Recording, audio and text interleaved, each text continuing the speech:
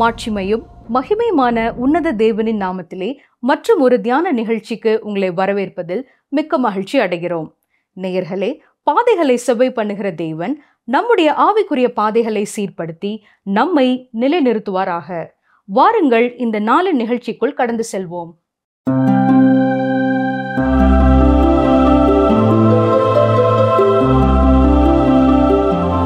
கர்த்தருடைய பரிசுத்த நாமத்திற்கு மகிமை உண்டாவதாக.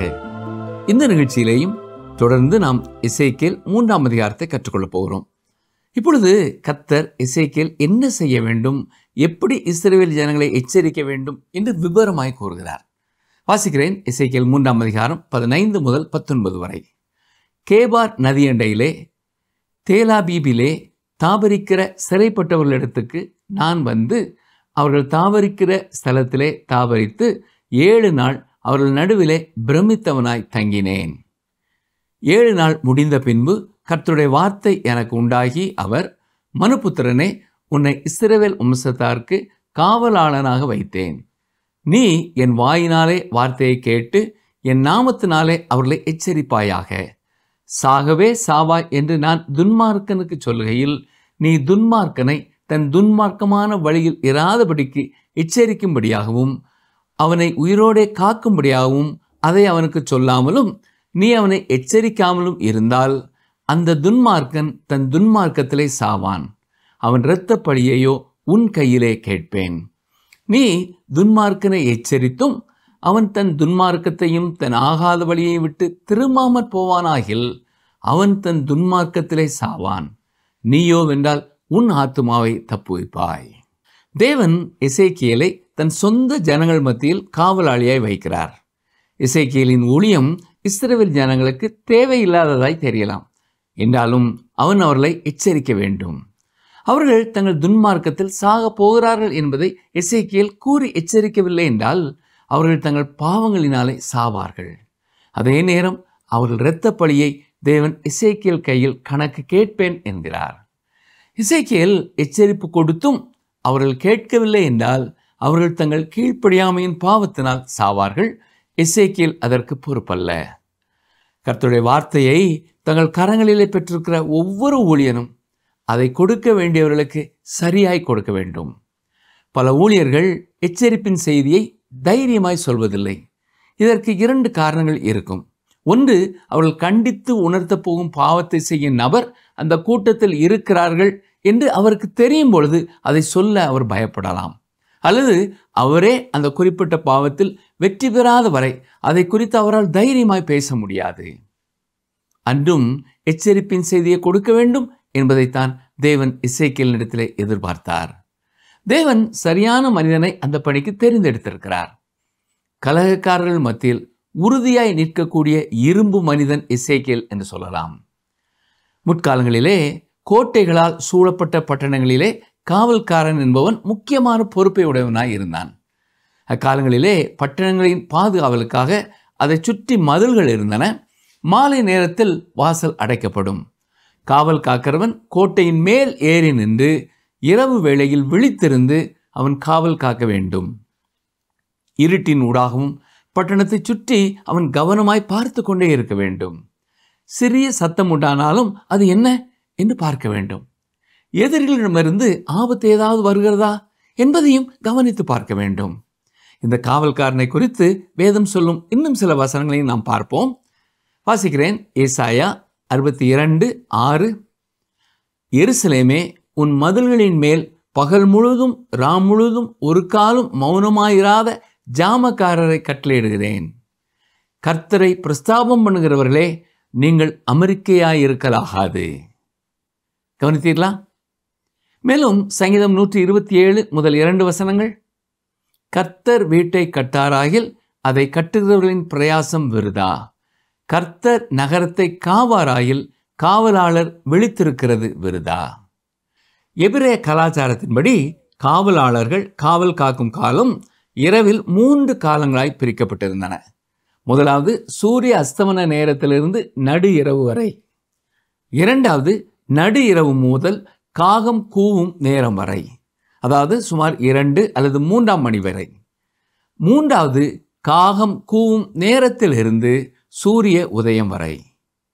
அதாவது அதிகாலை வரை விழித்திருக்கும் காவல்காரன் தான் காலை நேரம் வந்துவிட்டது என்பதை அறிவிப்பான். ரோமர்கள் இரவு காவலை 4 காவலாய் பிரித்திருந்தார்கள். முற்காலங்களிலே தான் காவல்காரர்கள் தேவையாயிருந்தார்கள். இப்பொழுது இல்லை என்று நினைக்க வேண்டாம்.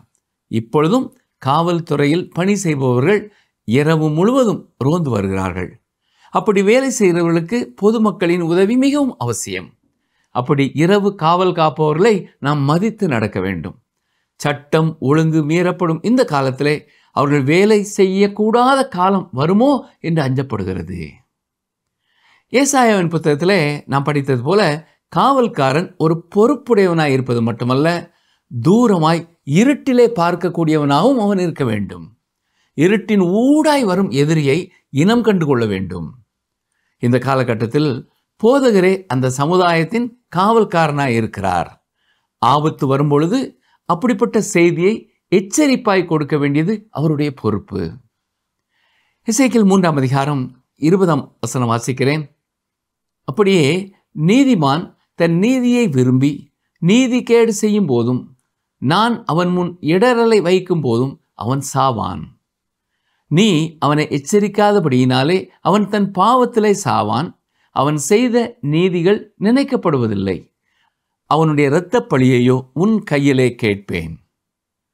இந்த வசனத்திற்கு விளக்கம் கொடுக்கும் ஒரு விசுவாசி கிருபையிலிருந்து விழுந்து போக முடியும் என்று பேசுகிறார்கள். ஆனால் அப்படி வேதத்தில் சொல்லப்படவில்லை. கிருபையிலிருந்து விழுந்து போவதை குறித்த ஒரே ஒரு வசனம் என்றால் அது கலாத்தியர் 5:4 தான் கிருபையிலிருந்து விழுந்து என்ற வார்த்தையை பார்க்கிறோம். அங்கேயும் அது ரட்சிப்பை பற்றி கூறவில்லை. கிருபையினாலே விசுவாசத்தை கொண்டு ரட்சிக்கப்பட்டாலும் நியாயப்பிரமாணத்தை கை கொண்டு வாழ முயற்சிக்கும் நிலையை குறிக்கிறது. கலாத்தியர் நிருபத்தின் உன்னதமான செய்தி என்னவென்றால் கிருபையினாலே ரட்சிக்கப்படுகிறோம். கிருபையினால் தான் நாம் வாழவும் வேண்டும். இங்கே எசேக்கியேலில் நியாயப்பிரமாண காலத்தின் கீழ் வாழும் ஒரு மனிதன் நமக்கு இருக்கிறான். அவனுடைய வாழ்க்கை நீதியின் செயல்களால் தீர்மானிக்கப்பட்டது. சாதாரண சூழ்நிலைகளில் அவன் செய்யக்கூடிய நீதியின் செயல்கள் மிகவும் நன்றாக தோன்றலாம். ஆனால் மன அழுத்தத்தின் போது அவன் கடவுளிடத்திலிருந்து விலகி செல்லக்கூடும். அதற்காக அவன் நியாயம் தீர்க்கப்படுவான். அவன் ஒரு காலத்தில் ரட்சிக்கப்பட்டான் என்று நாம் அர்த்தப்படுத்தக்கூடாது. அவன் தேவனுடைய பிள்ளையா இல்லையா என்பதை குறித்து அவன் வாழ்க்கையின் முடிவிலே சோதிக்கப்படுவான். இன்று நீங்களும் நானும் கிருபையின் கீழ் வாழ்கிறோம். நீதி சற்று வித்தியாசமான முறையில் தீர்மானிக்கப்படுகிறது. இயேசு கிறிஸ்துவை விசுவாசிப்பதின் மூலம் நாம் நீதிமான்களாக்கப்படுகிறோம். விசுவாசத்தின் மூலம் கிருபையால் நாம் ரட்சிக்கப்படுகிறோம். இன்றைய உண்மையான விசுவாசி பாவத்தில் விழலாம். ஆனால் அவன் வேண்டுமென்றே பாவத்தை செய்து கொண்டே வாழமாட்டான். கடவுளால் பிறந்த எவனும் பாவத்தை செய்ய மாட்டான் என்றுதான் 1 யோவான் 3:9 நாம் வாசிக்கிறோம். ஒரு விசுவாசி பாவத்திலே விழுந்தால் பிதாவினிடத்திலே நமக்கு ஒரு வக்கீல் இருக்கிறார். மேலும் நாம் நம் பாவங்களை அறிக்கையிட்டு உடனே அவரிடம் வரலாம்.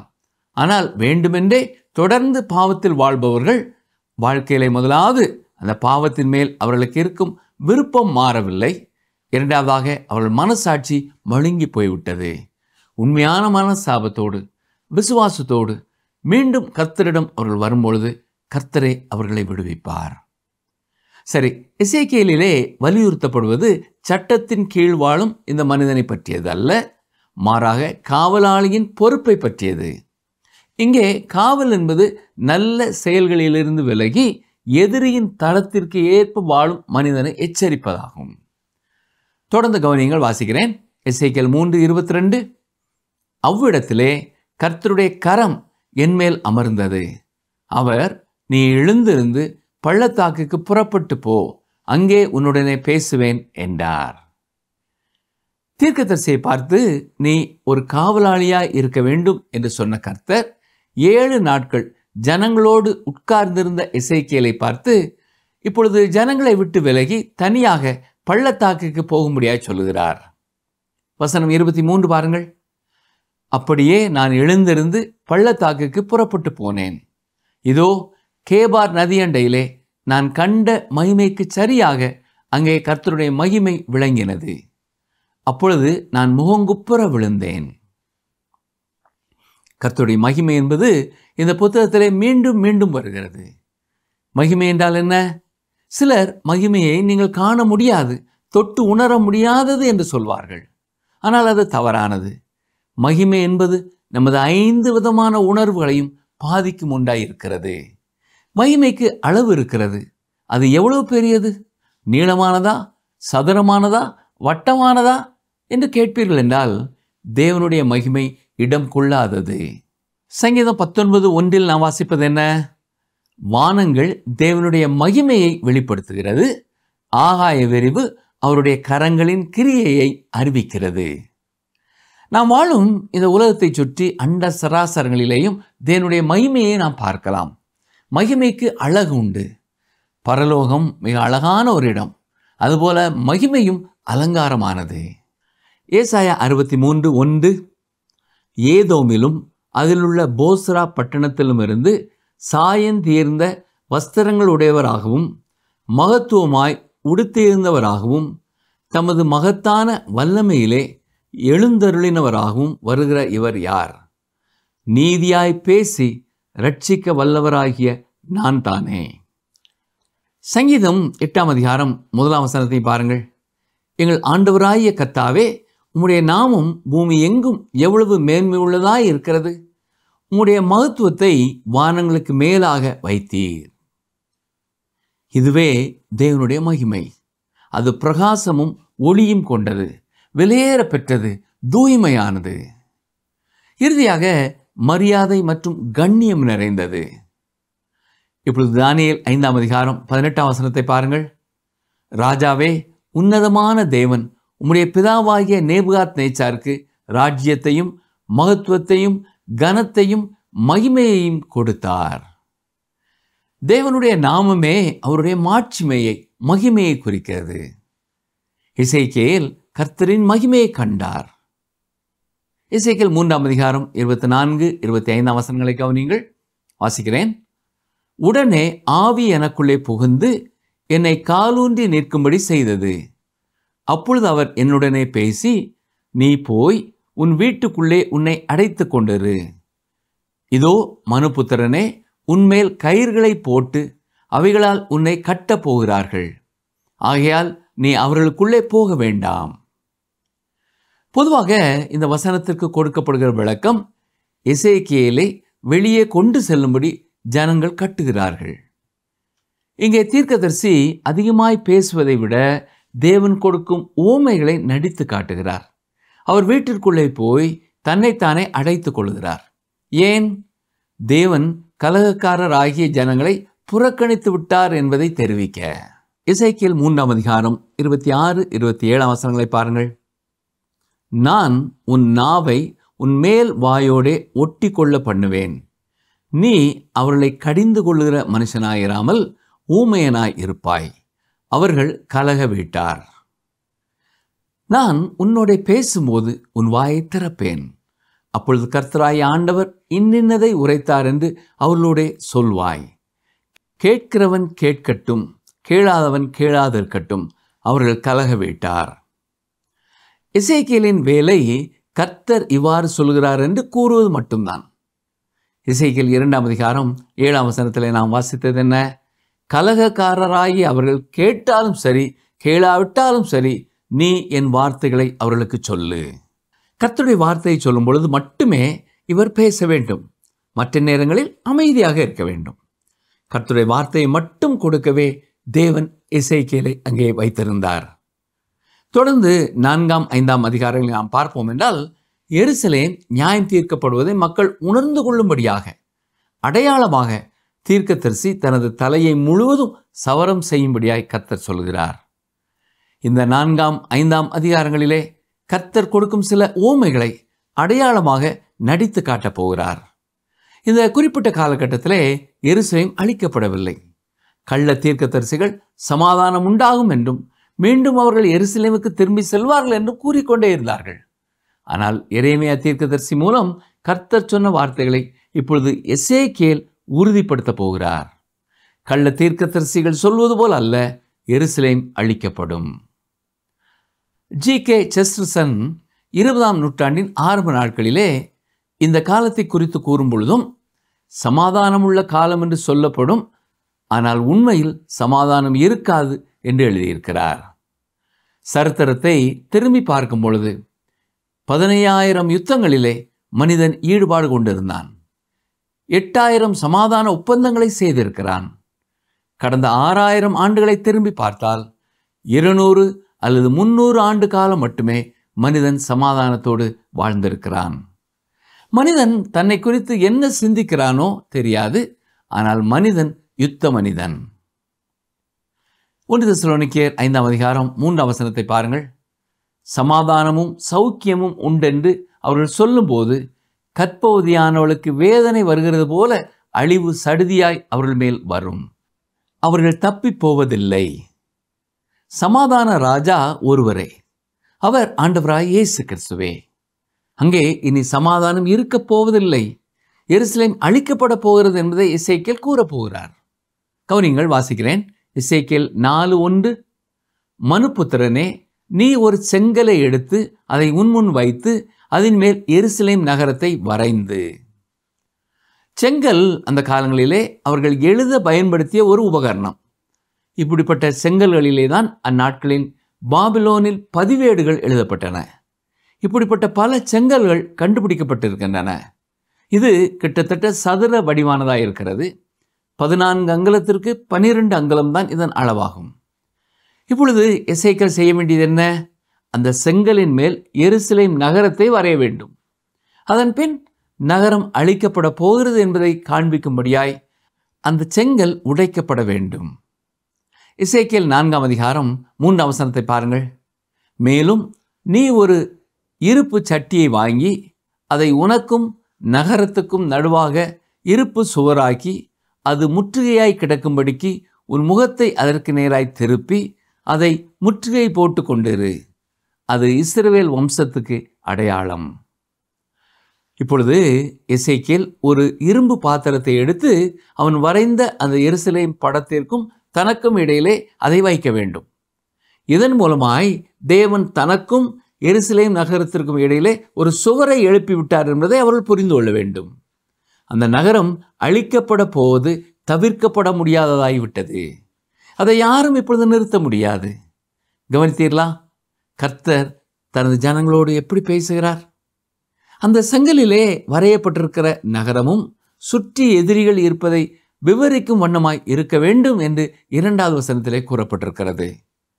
கர்த்தர் எருசலேமை புறக்கணித்து விட்டார். ஜனங்கள் நியாய தீர்ப்புக்குள் செல்ல வேண்டியதாக இருக்கிறது. அவர்கள் கடந்து போகும் துன்பம் மிகுதியானது என்பதை தேவன் காண்பிக்கிறார். 3வதாக காண்பிக்கப்படும் அடையாளம் எருசலேமிற்கு மேல் இன்னும் அதிகமாய் வரும் ஒரு தண்டனையை காட்டுகிறது. கவனியங்கள், வாசிக்கிறேன். எசேக்கியேல் 4:9 முதல் 13 வரை. கோதுமையையும் வாற்கோதுமையையும் பெரும் பயிற்றையும் சிறு பயிற்றையும் திணையையும் கம்பையும் வாங்கி அவைகளை ஒரு பாத்திரத்திலே போட்டு அவைகளால் உனக்கு அப்பஞ்சுடுவாய். நீ ஒரு கழித்து படுக்கும் நாட்களுடைய இலக்கத்தின்படியே 390 நாட்கள் அதில் எடுத்து சாப்பிடுவாயாக. நீ சாப்பிடும் போஜனம் நாள் ஒன்றுக்கு 20 சேக்கல் நிறையாயிருக்கும். அப்படி நாளுக்கு நாள் சாப்பிடுவாயாக. தண்ணீரையும் அளவாய் ஹின் என்னும் படியில் 1/6 பங்கை குடிப்பாய். அப்படி நாளுக்கு நாள் குடிப்பாயாக. அதை வாற்கோதுமை அடையைப் போல் சாப்பிடுவாயாக. அது மனுஷரிலிருந்து கழிந்த கஷ்டத்தின் வறட்டிகளால் அவர்கள் கண்களுக்கு முன்பாக சுடப்படுவதாக. அதற்கு ஒத்தபடியே இஸ்ரவேல் புத்திரர் நான் அவர்களை துரத்துகிற புறஜாதிகளுக்குள்ளே தங்கள் அப்பங்களை தீட்டுள்ளதாக சாப்பிடுவார்கள் என்று கர்த்தர் சொன்னார். இதை வாசிக்கும் பொழுது நமக்கே எவ்வளவு கடினமானதாய் தெரிகிறது இல்லையா? ஒரு ஆசாரியனான எசேக்கியேல் இதை போல சுத்தமில்லாத உணவை இதற்கு முன் புசித்ததில்லை. வாசிக்கிறேன். எசேக்கியேல் 4:14. அப்பொழுது நான், கர்த்தராகிய ஆண்டவரே, இதோ என் ஆத்துமா தீட்டுப்படவில்லை. தானாய் செத்ததையாவது பீருண்டதையாவது நான் என் சிறுவயது முதல் இதுவரைக்கும் சாப்பிட்டதில்லை. அருவருப்பான இறைச்சி என் வாய்க்குட்பட்டதும் இல்லை என்றேன். எருசலேம் நகரம் அழிக்கப்படும் பொழுது மக்கள் சந்திக்க இருந்த பஞ்ச காலத்தை காண்பிக்க இந்த அடையாளத்தை செய்யும்படியாய் கர்த்தர் கூறினார். கள்ள தீர்க்கதரிசிகள் பொய்யான தீர்க்க தரிசனத்தை கூறி வந்தாலும் நகரம் அழிக்கப்பட போகிறது, ஜனங்கள் சிறைபிடிக்கப்பட இருக்கிறார்கள். எசேக்கியேல் மூலம் தேவன் காண்பித்த எல்லா பயங்கரமான அடையாளங்களும் அந்த நகரத்தின் மேல் வருகிறதாய் இருக்கிறது. இந்த வேத பகுதி நமக்கு கற்றுக் கொடுக்கும் சத்தியம் என்ன? முதலாவதாக, தேவனுடைய அன்பு மாறாதது. தம்முடைய ஜனங்கள் தன்னை விட்டு தூரம் சென்று விட்டாலும் இறுதி நிமிடம் வரை அவர்கள் மனம் திரும்ப அழைத்து கொண்டே இருக்கிறார். நான் நீண்ட காலமாய் பின்வாங்கி போய்விட்டேனே, இனி எப்படி நான் மனம் திரும்புவேன் என்று நீங்கள் வேதனைப்பட வேண்டாம். அவர் உங்களை நேசிப்பதால் தான் இன்று இந்த செய்தியை நீங்கள் கேட்கும் ஒரு வாய்ப்பை உங்களுக்கு கொடுத்திருக்கிறார். காலம் கடந்து போகவில்லை. இனியாவது உங்கள் இருதயத்தை கடினப்படுத்தாமல் உங்களை தாழ்த்தி கர்த்தரிடத்திலே மனம் திரும்புங்கள். அவர் பரிபூரணமாய் உங்கள் ரட்சிக்க வல்லவராய் இருக்கிறார் என்பதை விசுவாசியுங்கள். தேவனால் கூடாத காரியம் ஒன்றுமில்லை என்பதை உள்ளத்தின் ஆழத்திலே உறுதிப்படுத்துங்கள். நீங்கள் பரிசுத்தமாக வேண்டும் என்பதை தேவனுடைய சித்தமாய் இருக்கிறது. என்னிடத்தில் வருகிறவனை நான் புறம்பே தள்ளுகிறதில்லை என்று கூறியிருக்கும் கர்த்தருடைய வார்த்தையை நம்பி ஒரு முறை கூட நீங்கள் அவரை அண்டி பிடித்துக் கொள்ளுங்கள். உண்மையாய் தம்மை நோக்கி கூப்பிடுகிற யாவருக்கும் கர்த்தர் சமீபமாயிருக்கிறார். அடுத்ததாக இந்த பகுதி நமக்கு கற்றுக் கொடுக்கும் சத்தியம், ஊழியக்காரர்களாக நீங்கள் எந்த ஊழியத்திலே ஈடுபட்டு கொண்டிருந்தாலும், நீங்கள் ஊழியம் செய்யும் மக்கள் வாழ்க்கையிலே நியாய தீர்ப்பை குறித்த எச்சரிப்பின் செய்தியை கொடுக்கும் வாய்ப்புகளை நீங்கள் தவற விடாமல் அதை குறித்து நீங்கள் பேசுங்கள். எத்தனை முறையோ நான் பேசிவிட்டேன் என்று சோர்ந்து போய்விட வேண்டாம். ஜெபத்தோடும் கருத்தோடும் நீங்கள் தைரியத்தோடு கர்த்தருடைய எச்சரிப்பை கொடுக்கும் பொழுது நிச்சயம் பலர் மனம் திரும்புவார்கள். கர்த்தர் உங்களை அழைத்திருக்கிற அழைப்பை முதலாவது உறுதி செய்து கொள்ளுங்கள். இரண்டாவதாக, கர்த்தருடைய பலத்தை கொண்டு உங்கள் பணியை நிறைவேற்றுங்கள். கர்த்தர் நிச்சயம் பெரிய மாற்றங்களை உங்கள் திருச்சபையிலே ஏற்படுத்துவார். ஜெபிப்போமா? எங்களை நேசிக்கிற எங்கள் அன்பின் ஆண்டவரே, இன்றும் நாங்கள் படித்த உம்முடைய வார்த்தைகளுக்காக உமக்கு நன்றி செலுத்துகிறோம், உம்மை ஸ்தோத்திரிக்கிறோம். உம்முடைய அன்பு மாறாதது என்பதை ஒரு முறை கூட நினைவுபடுத்தினீர், உமக்கு ஸ்தோத்திரம் செலுத்துகிறோம். ஆண்டவரே, இதை கேட்டுக்கொண்டிருக்கிற ஒவ்வொருவருடைய வாழ்க்கையிலேயும் ஆண்டவரே, அவர்கள் பின்வாங்கி போயிருப்பார்கள் என்றால் மீண்டும் ஒரு முறை உம்முடைய பாதத்திலே தங்களை அர்ப்பணிக்க நீர் உதவி செய்ய வேண்டும் என்று சொல்லி நாங்கள் ஜெபிக்கிறோம். உள்ளத்தின் ஆழத்திலிருந்து என்னோடு ஜெபிக்கிற அருமையான சகோதரனை சகோதரியை ஆண்டவரே, நீ திட்டவட்டமான விடுதலை கொள்ளும், மகிழ்ச்சியான வாழ்க்கை கொள்ளும் வழிநடத்த வேண்டும் என்று கெஞ்சுகிறோம். ஆண்டவரே, என்னோடு ஜெபிக்கிற அருமையான ஊழியக்காரர்களுக்காக நான் ஜெபிக்கிறேன். ஆண்டவரே, அவர்கள் எந்த திருச்சபையில் வேலை செய்து கொண்டிருந்தாலும் திருச்சபையிலே பாவத்தை குறித்து திட்டவட்டமாய் பேச வேண்டிய நேரங்களிலே தைரியமாய் பேச உம்முடைய வார்த்தை மூலம் நீர் அவர்களை வழிநடத்த வேண்டும் என்று சொல்லி நாங்கள் ஜெபிக்கிறோம். மனிதர்களுக்கு பயப்படாமல் ஆண்டவரே, அவர்கள் தைரியமாய் உம்முடைய பலத்தினாலே தூய ஆவியின் வல்லமையினாலே அவர்கள் பேச நீர் உதவி செய்ய வேண்டும் என்று கேட்கிறோம். வார்த்தைகளை கேட்கும் திருச்சபை மக்கள் மனம் திரும்ப தூய ஆவியானவர் கிரியை நடப்பிக்க வேண்டும் என்று சொல்லி நாங்கள் ஜெபிக்கிறோம். கர்த்தர் எங்கள் ஜெபங்களை கேட்டதற்காக உமக்கு ஸ்தோத்திரம், உமக்கு ஸ்தோத்திரம், உமக்கு ஸ்தோத்திரம். இயேசு இரட்சகரின் வல்லமையுள்ள நாமத்தினாலே மனத்தாழ்மையோடு ஜெபிக்கிறோம் பிதாவே, ஆமென். பிரியமானவர்களே, இந்த செய்தி மூலமாய் கர்த்தர் உங்களோடு பேசிய சத்தியங்களை குறித்து தனிமேலே அமர்ந்து சிந்தனை செய்யுங்கள். ஆண்டவர் வழிநடத்தும் காரியங்களை தைரியமாய் செய்யுங்கள். உங்கள் வாழ்க்கையிலையும் அற்புதங்களை காண்பீர்கள். கர்த்தர் தாமே உங்களையும் உங்கள் ஊழியங்களையும் ஆசீர்வதிப்பாராக. ஆமென்.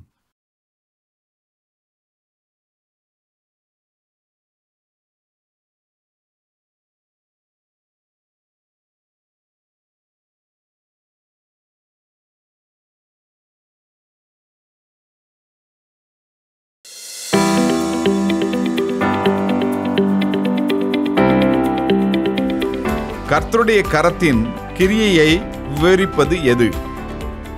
கர்த்தருடைய கரத்தின் கிரியையை விவரிப்பது எது? ஆப்ஷன் ஏ ஆகாய விரிவு, ஆப்ஷன் பி வானங்கள், ஆப்ஷன் சி சமுத்திரம். இன்றைய கேள்விக்கான சரியான பதிலை 9962032803 என்ற எண்ணிற்கு வாட்ஸ்அப் மூலம் அனுப்புங்கள். இந்த நாளின் தியான நிகழ்ச்சி உங்களுக்கு பிரயோஜனமா இருந்திருக்கும் என்று கர்த்தருக்குள் நம்புகிறோம். சாமக்கார பணி என்று அவனுக்கு திட்டமான பணி கொடுக்கப்பட்ட பிறகு எசேக்கியேல் எத்தனை பாடுகளை அனுபவிக்கிறான் என்பதை நாம் இந்த நாளிலே கவனித்தோம். தீட்டுப்பட்ட பொருளினாலே உணவு சமைத்து சாப்பிடுவது, ஒரே பக்கமாக படுத்து கிடப்பது, சில வேளைகளிலே கடவுளே அவனுடைய வாயை மூடி வைத்தது என்று அவன் அனுபவித்த சங்கடங்களை பார்த்தோம். ஆனால் எல்லாவற்றிலும் தீர்க்கதரிசி கர்த்தருக்குள் உறுதியாய் நின்றான். அவர் கட்டளையிட்டதை மாத்திரம் செய்தான். தன்னுடைய சுயமாக எதுவும் பேசவில்லை. நம்முடைய விசுவாச வாழ்க்கை எப்படி இருக்கிறது? தேவன் ஒரு ஆத்மாவிடம் போய் அவருடைய அன்பை குறித்து சொல்ல சொன்னால் நம்மால் தைரியமாக சொல்ல முடிகிறதா? அந்த அளவுக்கு தேவன் மேல் நாம் விசுவாசம் வைத்திருக்கிறோமா என்பதை சிந்தித்து பார்ப்போம். இந்த நிகழ்ச்சி உங்களுக்கு பிடிச்சிருக்கா? அப்ப இப்பவே மிஸ்டர் கால் கொடுங்க. பரிசு வெல்றது நீங்களாவும் இருக்கலாம்.